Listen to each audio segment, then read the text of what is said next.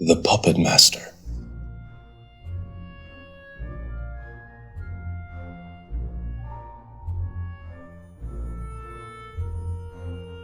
The big golden box got open, the lights and lanterns were on, and the show began. They gathered around on the square, crawling on top of each other, and each one of them put a shilling inside the big black hat, in the grasp of an old man, known around the town as the Puppet Master. On the back of his carriage, he kept the stage box, which as a matter of fact, was a mocket of a town so gloomy and filthy. But inside this wooden town, there were puppets that our old man created. He pushed a wooden board with a purple parchment installed to it, and he sat up the curtains and made the strings ready, and all the puppets were ready to perform. That day, the show was perhaps a love story, or a crime, or maybe a gathering of the folks in the wooden town to find the thief that wandered around. All kinds of shows were performed, and all the people were entertained. After each show, the nice old man collected his money and left with his carriage to the suburbs, where he lived. People could not wait for the next day's show. He was always a special and peculiar person, and the amount of details of his performance was so magnificent and professional that no one believed a single old man was doing all of this.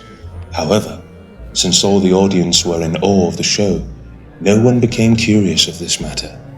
No one but a little boy who loved the show, and he was always first in line to pay the shilling. After the show, he mustered up his courage to go to the old man and ask about the secret. But the old man denied him, and without saying a word, went on his way. Tom was saddened, for his hero ignored him, and you could see his blue eyes getting wet. But he was a curious boy, and curious boys do not give up so easily. So he started running and followed the carriage to the suburbs. After a few minutes, he found himself outside of the town, and the nightfall was upon him. The old man turned right on the path to go to his home, and suddenly he noticed the boy. The boy was struck, and he stayed still like a piece of wood. For the old man, however talented and popular he was, still had a creepy face. He pointed to the boy to come over. Tom was frightened, but he went to him, and the old man said, "You are allowed to ask one question of me, and that is it, curious boy." "Tom," the boy said, "my name is Tom, sir, and the only thing I want to ask is that how do you play all these characters with different voices, even though you are a one-man show?" The old man stared at him and gave out a big smile. All his yellow and rotten teeth were visible, and he said, "Oh, my dear boy, that is not my secret to share. I got it from my father, and he got it from his father before him. But since I have no children to inherit this gift, I may as well teach it to you." "Really?" the boy asked in utter joy. "Of course. The next time that I want to build a puppet, I shall show it to you." In his old house, the puppet master lit up a fire. He wore his pajamas and put the kettle on to make some tea. Right away he went to his workshop that used to be a barn. Our nice old man picked up a sharpened woodcutter knife and started carving up a new character for his next story. He went to his knitting setup and made a set of clothes for his new puppet. He found a place for that puppet in the wooden town, and then he went to test it. But oddly enough, there were no strings, only a cup with a sigil of an oak tree on fire. He pulled a box from his suitcase and placed it next to the cup.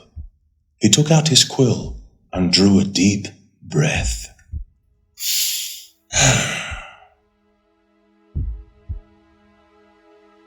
Inside the box, there was a heart. He shoved the quill inside and allowed it to bleed. The cup was filled with blood. He put the quill in the cup and wrote on the back of the puppet, "Tom, the curious boy."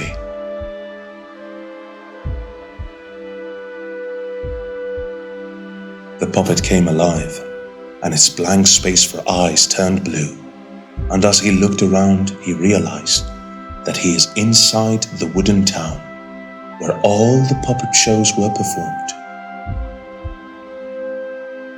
Above him, the door of this big golden box was getting closed. And he saw the face of the puppet master with a big smile and the rotten yellow teeth visible again. As the door was getting closed, he looked around in shock, and he saw a bunch of other puppets coming to him, all terrified, and alas, all of them had different colors for eyes.